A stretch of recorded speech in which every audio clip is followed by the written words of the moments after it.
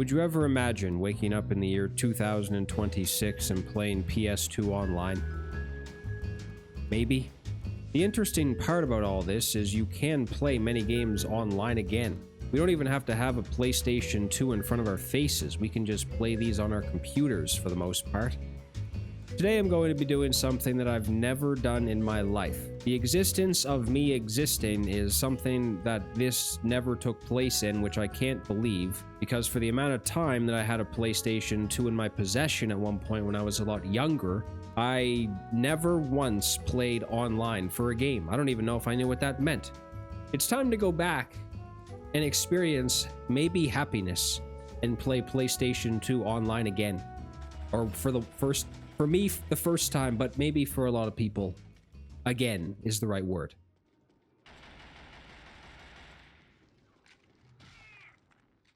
So PlayStation 2 Online is something that is definitely alive. All these years later, it's like a combination of something that is absolutely incredible and really just something that I never thought I would ever see in my life. At this point, I don't know if getting attacked by a seagull in a McDonald's parking lot gets the blood flowing more than this. Because this is awesome. PlayStation 2 has many games you still can play. There's actually a couple of websites you can find this information out too. There's actually a really nice website called PS2 Online. And I'm not going to say all of these games will work because I played a lot of them on this list and some of them didn't work and some of them did. PlayStation Rewired is another website. That's something that you might be familiar with if you know PlayStation 3 Online. Is that what it's... I'm assuming that's what PS stands for. I was like paranoid about that one day. I was like, I hope that's what it stands for because that's what I've been saying the whole time. This website has kind of their own setup for some games like Socom 2, Siphon Filter or something, ATV Off-Road Fury 2. There's a specific DNS you may have to change for this. It will be listed. Those games will be listed on that PS2 Online website. I think that's just mostly for like what's going on in total. Some of these games, it might require you to download a couple of files before you can play them. And on these websites, especially PS Rewired, it will tell you how to play games like Socom 2. And there's probably more. Like I didn't play every single game on this list, and there might be like different servers where you might need different files to download or something, different requirements. This video is basically just going to be which games are alive, which ones you can play.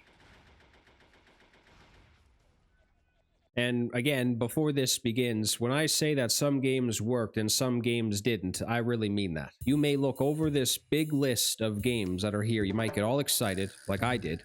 I was very excited looking at some of these games, and then I was like, all right, well, I'm just going to go on one of them, and then it didn't work. And I'm just like, all right, well, that doesn't make any damn sense. I almost attempted a Swedish folk dance to be able to try and get on these games, and they still didn't work.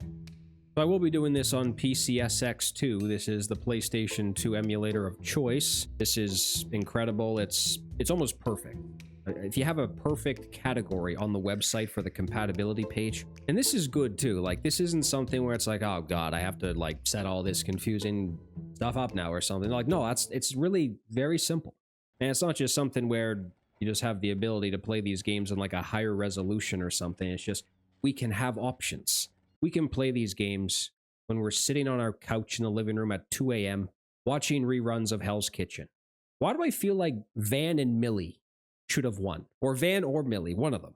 Both of them can't win. You can be changing your cat litter. Or your cat litter. God, I hope not. The cat litter can be changed.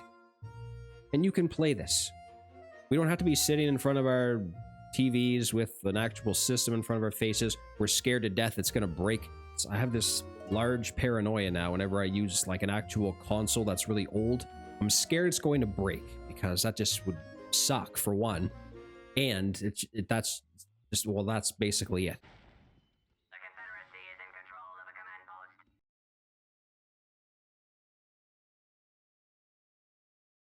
Socom 3 was a nightmare. I didn't even get the chance to play that game because that's also a very populated game on that PS2 Online list that I saw, but I could not connect. I'd probably be able to connect to Mildred at the DMV before I connected to Socom 3 because there was no chance that anything I did would help me connect to this. It was very weird. However, it's fine because Socom 2, I think, is widely believed as the best one, and a lot of people think that. Is that true? I have no idea. Am I talking out of my ass? Regardless, it's a Socom game, and I was happy that I was able to play it because, man, this game is not easy. The only thing that's more difficult than playing a game you've never played before online for the first time is playing a game on PlayStation 2 online that you've never played before. I didn't even know what the hell the throw grenade button was. That's how terrible I was. But I actually was able to get some type of success by getting some kills, and luckily everybody in the lobby, there's a lot of people in those lobbies sometimes, and you never know if some people will be very mean. However, nobody was mean. No one said anything. No one was like, look at this idiot that cannot do anything and is running around aimlessly.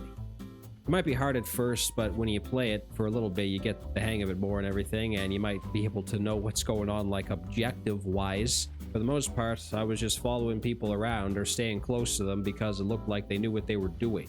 But honestly, this game is very fun, and it's not something where it seems like not many people play it often. This game is very active, and you should be able to go on really at any point in time. Obviously, it's probably going to be more populated on like weekends and evenings and stuff like that. It's going, and people are playing. People are very passionate about playing Socom 2 still, clearly, because many people still play.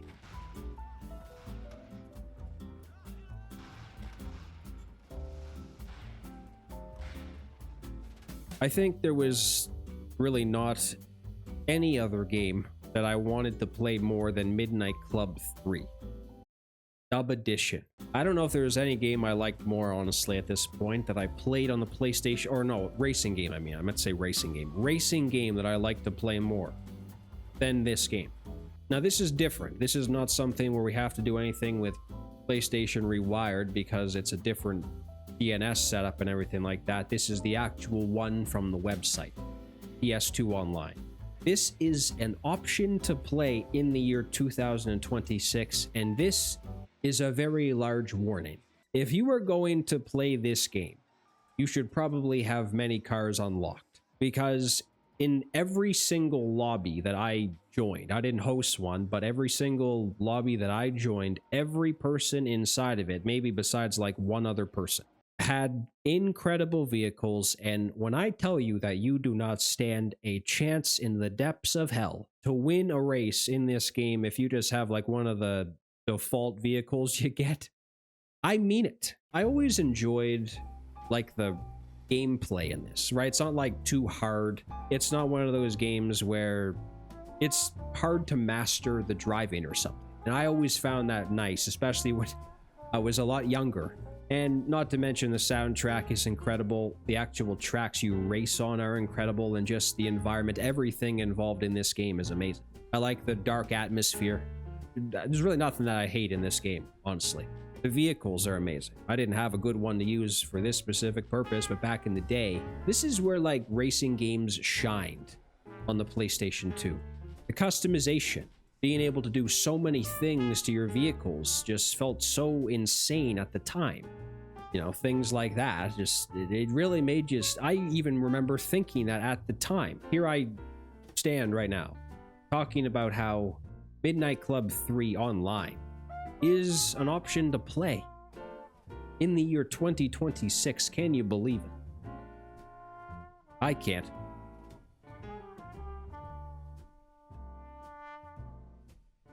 Now, another game that I was interested in playing because I just randomly went on the PS2 Online website at one point, and there were many, or not many, there was only a couple. There was a couple people on this game, and I was just like, all right, well, I've only played this game for like a little bit in terms of the campaign. I'd never played it online or anything, so I wanted to check it out. Killzone 1 on the PS2. Just from what I've played of this game so far, like maybe I wasn't too interested and locked in on the actual like story mode in this game, but the multiplayer was really fun. I can't even believe that I went on this game, and it seemed like I was actually able to succeed in it. It's almost like the other people I was playing were also like just playing for fun, having a good time. The gameplay was very fun. And after playing Killzone 2 and Killzone 3, playing the first one for the first time after those two games, it's interesting, but the multiplayer was just great. Killzone 1 is probably not the most active game. In fact, there's many times you'll go on this website and you won't see any people on. But Star Wars Battlefront 2, for the most part, although you will find many times too that there's not anyone on at certain points, you can absolutely find occasions where quite a few people are on this game. And this is, again, a game I've never played before. I have never really been into Star Wars. Like, I never saw, this is like, might be a crazy statement. I've never seen a movie. I've never played a video game on Star Wars before. So when I go on this game and look at some of the characters in it, I'm just kind of like, what the hell am I looking at? But again, unbelievably fun gameplay.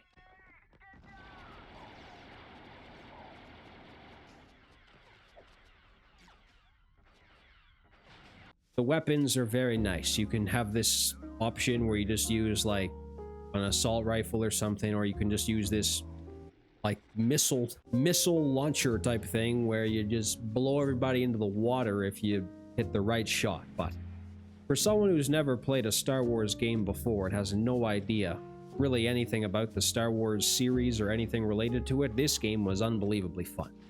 It is always very good to be able to go back and play a game that you might be very familiar with, and especially when you've never played the online part of it. Tony Hawk's Pro Skater 4 is active online, and you know what? This is definitely not one that's like the most populated. To be very honest, maybe there was only one occasion that I noticed anybody on this game. One time. And it's very random with this series. You might be able to find people on Tony Hawk 4, American Wasteland, and Underground, even Underground 2. But there's never that many people on. I think the most amount of people that were on this that I noticed was like 3. I wouldn't even have been able to even notice or understand. If you came up to me and was like, hey, did you know that Tony Hawk's Pro Skater 4 had an online portion of the game? I would have been like, what the hell are you talking about? I never really like looked at the case and understood what that emblem or like logo thing on the front of it meant. I didn't know what that meant. Like online, what the hell's that mean? I didn't know what that meant, so I would have never assumed or just realized at one point that this is like telling you that you can play against human beings or with human beings on planet Earth in this game. And honestly, man, there's nothing that isn't fun about a Tony Hawk game. Everything is fun.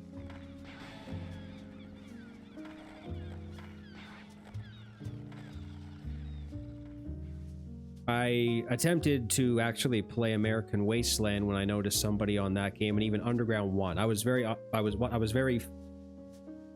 I wanted to play Underground 1 very much. I was not able to find anybody on that game. So this could actually maybe work. There's one specific game, or just whatever one you might want to play, if you were able to get other people on at one time. There's probably Discord channels for this, or for some of these games. And you might be able to coordinate a time where you can actually go on one night and many people are on it. Because I don't know. I mentioned before that there were many games that you could, or did I say that? I don't even think I did. Never mind. There are actually many games you can connect to the online part of the game. There's just nobody on them. I was able to do that for the Tony Hawk games, I did say that, but for games like Battlefield 2 Modern Combat, couldn't connect. Not sure if there's like a different server for it or something. That's just, you need to be able to use those settings to be able to connect with it or something. Maybe that's the case. I tried that game specifically like the most. I wanted to really play that game just to, you know, I played the single player in that game once and it was kind of fun. So I just wanted to see if the online was really cool too. Some games like Need for Speed Underground 1, Blitz the League, ATV Off-Road Fury 2, you're actually able to go on the game, you're actually able to connect. And you have the ability to actually sit there and wait for people to join or something, but there's like not a human being on planet Earth sometimes that's on the game besides you. It really just comes down to keeping track and keeping up to date with that PS2 Online website to see when people are on. Or maybe if there is a Discord available for one game, then that's the best option. Because If you're just going into this like not knowing, if you have a game and you're interested in going on it and you're like, all right, well, this is going to be awesome, then you're probably never in a million years going to find people on it sometimes. That's just the unfortunate thing. Honestly, man, the only thing that would be more shocking than how good some of these games are online would be if a peanut butter and jellyfish sandwich showed up on your kitchen counter. I am being serious when I say that many of these games are still very much fun to play and worth playing. PlayStation 2 was just littered with amazing single player modes. But when it comes to online, like, I didn't know what to expect. It's like this weird time in humanity where a lot of people are experiencing maybe things for the first time that happened like 20 years ago. And we're also living in a time too where people are like trying to do anything possible to find ways to go back and play things from 20, 25 years ago once again, because what we have currently sometimes might not satisfy people. And I understand that. You can maybe just be able to forget the very large annoyances in your life for a little bit. And that's what you need to do. Because at this point in time, being an adult kinda sucks sometimes. But when you get the opportunity to be able to play something like this again, you need to take it. Because it can be a determining factor for your happiness that day. You like plan to go on the game again. You find a community when people are on the game. You maybe organize a time when everyone's going to be back on or something, and you're like looking forward to it, because at this point, the main thing in life that keeps you going is hope. You gotta have hope and excitement to look forward to something. Try to do anything to find, it doesn't even matter what it is, just to be able to look forward to something is really what might keep you going sometimes. This is ending completely different than anything that I've just probably talked about for the last however long this video is. So it's probably time to wrap it up. At one point in time, I might be looking forward, what the hell was that? Something like on the ceiling, but I'm looking forward to being able to possibly play some of these games either again or some of them for the first time that I wasn't able to play at all. Have a nice night.